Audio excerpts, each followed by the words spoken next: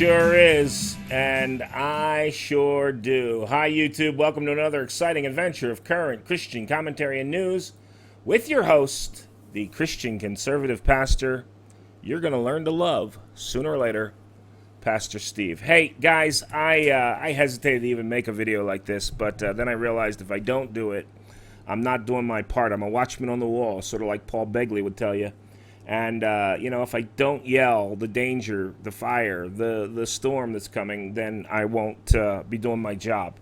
My job is to preach the truth. And yes, the truth lies in Jesus Christ and Him crucified. But on this channel, we do get into other truths, if you will. So the investigation of the non-investigation has begun. How in the world, with the overwhelming amount of evidence, and I'm going to show you the tape in just a minute, but how in the world, with the overwhelming amount of evidence, does the director of the FBI, Mr. Comey, choose not to prosecute Hillary Clinton et al., that means, on all of her cohorts, for obstruction of justice, destroying of evidence, violation of classified information?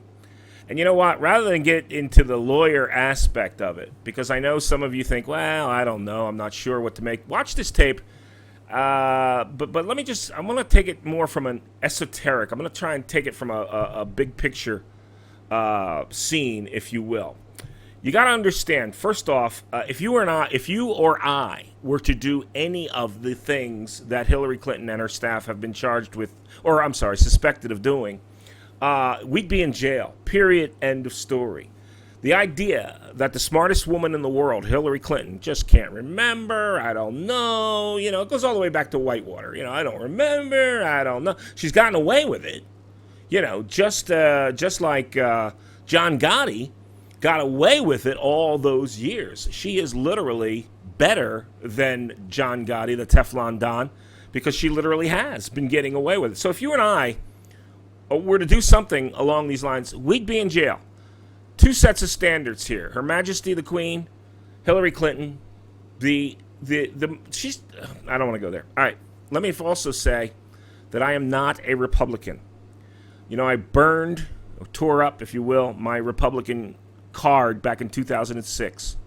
I write about it exclusively in my autobiography called There Will Be No Rescue, available on Barnes & Noble, Amazon. You can get it. It's still out there. It's my autobiography. Gives you all the dirty little secrets about Pastor Steve and all the skeletons in the closet. A lot of stuff written about me or posted on me about the internet about me. 90% of it is lies. Some of it's true. But let me get about the big picture. One of the things, that your friends, your liberal friends and relatives will say to you when you bring up the absolute almost bottomless black hole of corruption that is the Obama-Hillary Clinton administration, they'll tell you, it's just getting old. We're tired of hearing about it. And what you have to understand as an educated listener of current Christian commentary, I almost said Straight from the Hip, which was the name of my syndicated radio show. But what you need to understand as an educated listener of current Christian commentary and news is that is also the idea that we're getting tired of hearing this stuff is literally part of the plan. What plan, Pastor Steve? The plan that Saul Alinsky laid out in his book, Rules for Radicals. The book was written, and you can look it up for yourself. I'm not going to do your homework for you. But Hillary Clinton, big fan of Saul Alinsky. Matter of fact, she wrote her college thesis about Saul Alinsky. She either applied for a job with him. This is where Obama and Clinton get their marching orders. Saul Alinsky wrote these Rules for Radicals in order, via Bill Ayers and some of the other weather bomb, the Black Lives Matter. It's all coming out of the same. Now, even though George Soros is doing all the funding, Rules for Radicals was written with the express intent purpose of bringing down the United States of America from the inside out, dedicated to the very first radical, Lucifer himself. And then you got these two, Cloward and Piven, who parallel with Saul Alinsky, who wrote more of his ideas of pulling down the United States or destroying the United States of America from the inside out. They wrote that more on a social media basis, even though there wasn't social media back in those days. Cloward and Piven have written extensively about pulling down and destroying the United States from the inside financially. But both of these tracks, the social side on Saul Alinsky and the financial side, Cloward and Piven, who are economists, both basically say you overload the system. In Cloward and Piven, you overload the system with welfare recipients. You overload the system with illegal immigrants and granting them benefits, BET, welfare, food stamps, illegal aliens, giving them, welfare and food stamps, and of course health care. You overload the system. And we're seeing the cracks in the hull of the Titanic, which is the United States of America right now, getting ready to sink. And then on the rules for radicals, you overload the system. Our system of government, the President of the United States, the Senate, the Congress, as much as we, distastefully have disdain for them, for the most part, there are still a few good ones. Not many. I worked with a few good ones. Not many, but you overload the system. Our system is based on a certain degree of integrity and honesty on the part of our leaders. And because our system is based in large part on the assumption that people have character, that people do have integrity, and that they are honest, a guy like Obama or Clinton, who are just evil liars to the core, are able to take advantage and use the liberties and the freedoms in the United States literally against us. This is why political correctness is allowed to rise, because now we're in a situation where you can't say certain things, even though we have a First Amendment. Oh no, we have to have safe spaces. And now the narrative is, people are entitled to their safe spaces, which means you can't say what you want to say. Because my speech on this particular tape offends someone, it won't be long where some snowflake will be able to report me to YouTube or to Google or whatever the case may be, and then the next thing you know, my videos will be flagged, or they'll just simply take them down, or whatever the case may be. All right, so we're seeing Cloward and Piven and the destruction of the United States on a financial attack, if you will, on one front, and rules for radicals, an overload of the system, with the fact that everything that the Republicans, these men that I'm going to show you in just a minute, everything that they do, it's just the same old stuff. It's just politics. Republicans are just playing politics. Well, no, the woman, in my opinion, committed serious crimes. The woman seriously lied to the American public about those crimes, and her staff are working overtime to cover it up. So, if you're bored by all this stuff, then you're not going to want to watch the rest of the video. To me, it just shows right exactly where our country is headed. You'll see this congressional, they're interviewing the Mr. Comey, the director of the FBI, and you'll see the stonewalling right from the beginning. Here's the evidence. Here's the law, Mr. Director. Can you tell us what? No, I can't comment. Or, just stonewalling. Why? They're stonewalling, obviously, until the election comes, hoping that Hillary will win the election, and then there's no chance of these crimes seeing the light of day. Not going to happen. Which just means our country, literally, is in a nosedive, headed for a moral, economic, and character nosedive. We're getting ready to crash and burn. You testified that the FBI did not investigate the veracity of Secretary Clinton's testimony to the Select Benghazi Committee under oath. We referred the matter to the United States Attorney for the District of Columbia. Is the FBI now investigating the veracity of Secretary Clinton's testimony to the Select Benghazi Committee? Thank you, Mr. Chairman. The department has the referral. I think there were two separate referrals, has the referrals. Now it's pending. And so I'm not going to comment on a pending matter at this point. But the matter has been received by the Department of Justice. They have the letters from the committee. And you cannot tell us whether or not you are indeed investigating? I can't. When do you expect that you'll be able to tell us more about this pending matter before the FBI? I don't know, sir. Paul Combetta with Platte River Networks posted to Reddit asking how to strip out a VIP's, very VIP email address from a bunch of archived email, end quote. He went on, quote, "The issue is that these emails involve the private email address of someone you'd recognize, and we're trying to replace it with a placeholder address as to not expose it," end quote. This clearly demonstrates actions taken to destroy evidence by those operating Secretary Clinton's private server and by her staff. Certainly, Gambetta did not take it upon himself to destroy evidence, but had been instructed to do so by Secretary Clinton or her staff. My first question to you is, was the FBI aware of this Reddit post prior to offering Mr. Gambetta immunity on May 3, 2016? I'm not sure. I know that our team looked at it. I don't know whether they knew about it before then or not. Mr. Chairman, Director, in your opening comments, you said this was an unusual case. I would say that's the understatement of the year. Husband of the subject meets with the Attorney General 3 days before Secretary Clinton is interviewed by the FBI. 9 people get to sit in with Secretary Clinton during that interview. One of those was her Chief of Staff, Cheryl Mills, who was the subject of the investigation. 5 people get some kind of immunity. 5 people get some kind of immunity, yet no one is prosecuted. 3 of those people who get immunity take the 5th in front of Congress, and one of them doesn't even bother to show up when he's subpoenaed. Supposed to have been at that very chair you're sitting at. And of course, the Attorney General announces that she's going to follow your recommendations, even though she doesn't know what those recommendations are, the only time she's ever done that. So of course this was unusual. We've never seen anything like this, which sort of brings me to the post. I'd like to put up the post that some have talked about, which is the post by Mr. Gambetta on Reddit. And you said earlier that you don't know if you examined this during your investigation, so let's examine it now. I need to strip out a VIP's address from a bunch of archived email. Basically, they don't want the VIP's email address exposed to anyone. Now, Director, when I hear the term strip out email address, I think of somebody's trying to hide something, somebody's trying to cover up something, and it sort of raises an important question from these 2 sentences. Who's the they who wants something hid, and who's the VIP who also wants something hid? Director Comey, is it likely the VIP referral, actually not just a VIP, it's a very, very important person according to Mr. Gambetta. Is it likely that that person is Secretary Clinton? Yes, sure.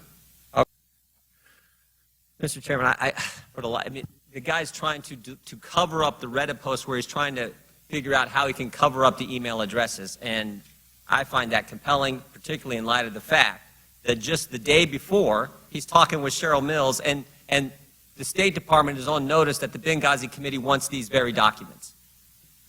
I find that compelling, but obviously the FBI didn't, and this is just one more in that list of things that make this case highly unusual. I yield back. The Director is permitted to respond if he chooses to do so.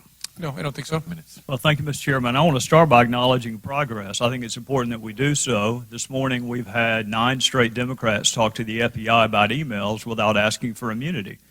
That's a record. And I suspect the reason that they have not asked for immunity from Director Comey is they would say they've done nothing wrong. I find that interesting because that's exactly what Heather Samuelson and Cheryl Mills' attorneys said. In fact, they said it just a few days ago, and I'll quote it. The FBI considered my clients to be witnesses and nothing more. And then Ms. Mills and Ms. Samuelson's attorney said this. I think this is the most interesting part. The Justice Department assured us my clients did nothing wrong. Well, Mr. Chairman, if you're assuring subjects or targets or what witnesses, whatever you want to call them, that they've done nothing wrong, it does beg the question, what are you seeking and receiving immunity from? I mean, if you've done nothing wrong, laptops don't go to the Bureau of Prisons, Mr. Chairman. People do. So the immunity was not for the laptop. The immunity was for Cheryl Mills. And if the Department of Justice says you've done nothing wrong, it does beg the question of why you are seeking or receiving immunity. And it could be, Mr. Chairman, for a couple of different, it could be for the classified information that was the genesis of the investigation. It could be for the destruction of federal records which came from that initial investigation, or it could be both. Mr. Comey, I want to ask you this. Did the Bureau interview everyone who originated an email that ultimately went to Secretary Clinton that contained classified information? I don't think so. Nearly everyone, but not everyone. Well, you and I had a discussion the last time about intent. You and I see the statute differently. My opinion doesn't matter. Yours does. You're the head of the Bureau. But in my judgment, you read an element into the statute that does not appear on the face of the statute. And then we had a discussion about intent. So why would you not interview the originator of the email to, number one, determine whether or not that originator had a conversation with the secretary herself? There were a handful of people who the team decided it wasn't a smart use of resources to track down. One was a civilian in Japan, as I recall, who had forwarded something that somehow got classified as it went up, and the other were a group of low-level State Department people deployed around the world who had written things that ended up being classified. Nearly everyone was interviewed, but there was a small group that the team decided it isn't worth the resources. Well, to that extent, if you interview the overwhelming majority of the originators of the email, will you make those 302s available to Congress? Because I counted this morning 30-something 302s that we do not have. Okay. I'll go back and check. My goal is maximum transparency, consistent with our obligations under the law. I'll check on that. Well, and I appreciate it for this reason. Intent is awfully hard to prove. Mm-hmm. Very rarely do defendants announce ahead of time, I intend to commit this crime on this date. Go ahead and check the code section. I'm going to do it. That rarely happens. So you have to prove it by circumstantial evidence, such as whether or not the person intended to set up an email system outside the State Department. Such as whether or not the person knew or should have known that his or her job involved handling classified information. Whether or not the person was truthful about the use of multiple devices. Whether or not the person knew that a frequent emailer to her had been hacked, and whether she took any remedial steps after being put on notice that your email or someone who's been emailing with you prolifically had been hacked. And whether or not, and I think you would agree with this, Director, false exculpatory statements are gold in a courtroom. I would rather have a false exculpatory statement than a confession. I would rather have someone lie about something and it be provable that that is a lie, such as that I neither sent nor received classified information, such as that I turned over all of my work-related emails. All of that, to me, goes to the issue of intent. So I got two more questions, then I'm going to be out of time. For those who may have to prosecute these cases in the future, what would she have had to do to warrant your recommendation of a prosecution? If all of that was not enough, because all of that's what she did, if all of that's not enough, I mean, surely you cannot be arguing that you have to have an intent to harm the United States to be subject to this prosecution. I mean, that's treason. That's not a violation of this statute. No, I think we'd have to be able to prove beyond a reasonable doubt a general awareness of the unlawfulness of your conduct. You knew you were doing something you shouldn't do. And then, obviously, that's on the face of the statute itself. Then you need to consider, so who else has been prosecuted and what circumstances, because it's all about prosecutorial judgment. But those two things would be the key questions. Can you prove that the person knew they were doing something they shouldn't do, a general criminal intent, general mens rea, But the and way have to treated prove, other people similarly? The way to prove that is whether or not someone took steps to conceal or destroy what they've done. That is the best evidence you have, that they knew it was wrong, that they lied about it. It's very good evidence. Always want to look at what the subject said about their conduct. Well, and there's a lot. There's a lot. If you saw her initial press conference, it all falls under the heading of false exculpatory statement. I'm out of time, Mr. Chairman, but the director did. You started off by giving us examples of things the Bureau has done, and every one of us who's worked with the FBI, that is the FBI that I know. The one that went and saved that girl in North Carolina, that is the FBI that I know. What concerns me, Director, is when you have 5 immunity agreements and no prosecution, when you are allowing witnesses who happen to be lawyers, who happen to be targets, to sit in on an interview. That is not the FBI that I used to work with. So I've been really careful to not criticize you. In fact, I said it again this morning. They wanted to know, was he gotten to? Did somebody corrupt him? No, I just disagree with you. But it's really important to me that the FBI be respected. And you got to help us understand, because it looks to me like some things were done differently that I don't recall being done back when I used to work with them. And with that, I would yield back to the chairman.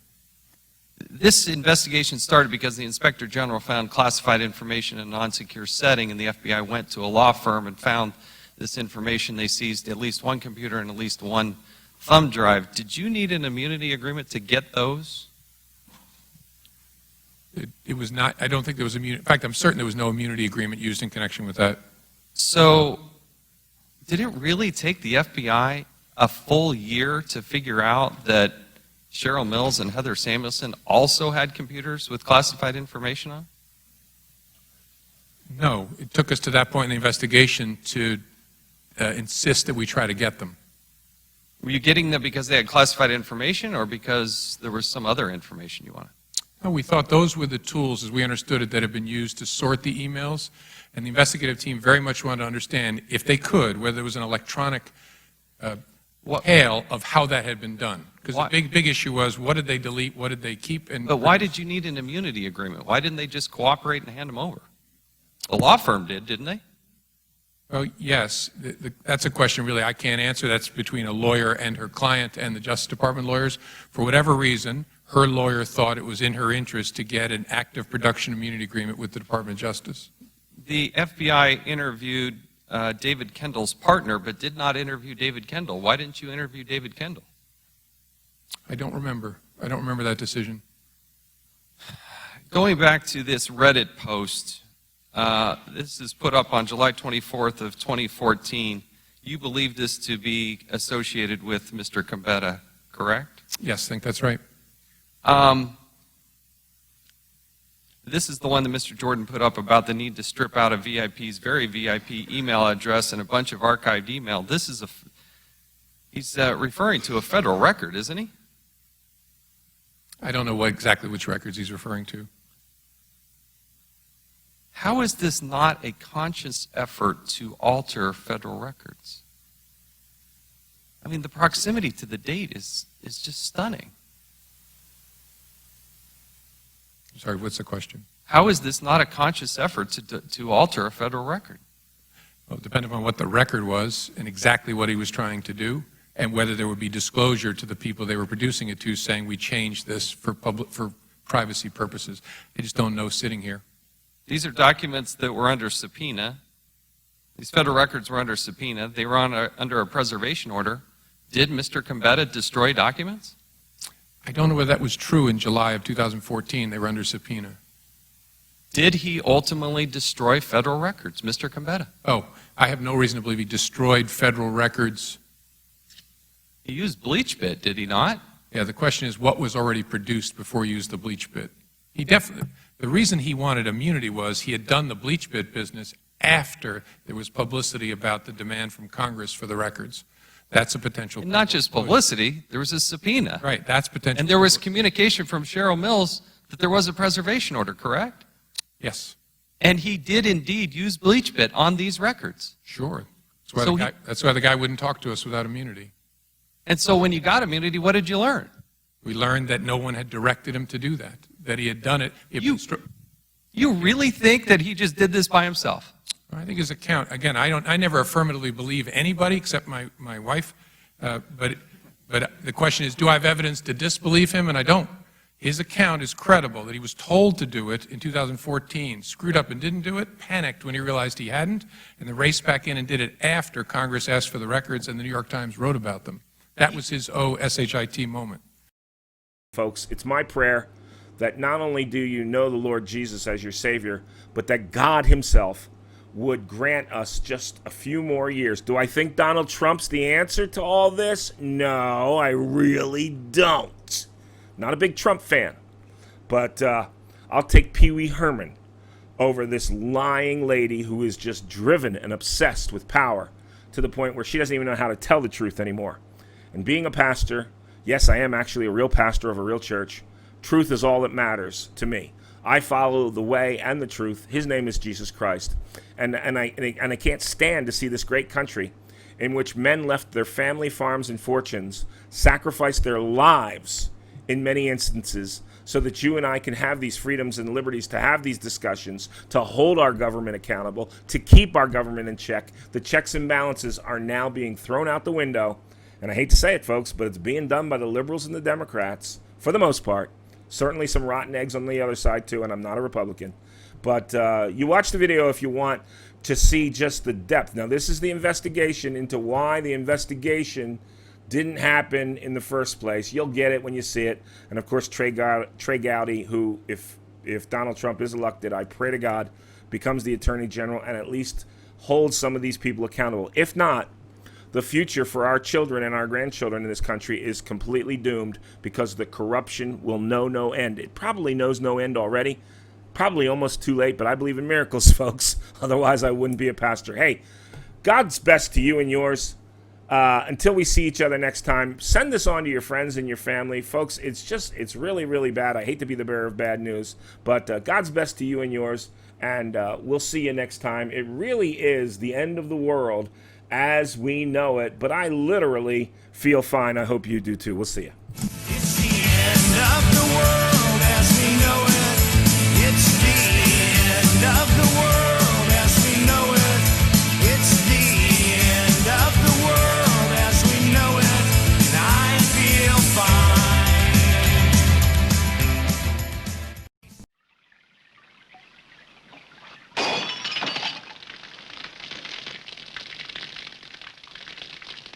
This house is sure gone crazy.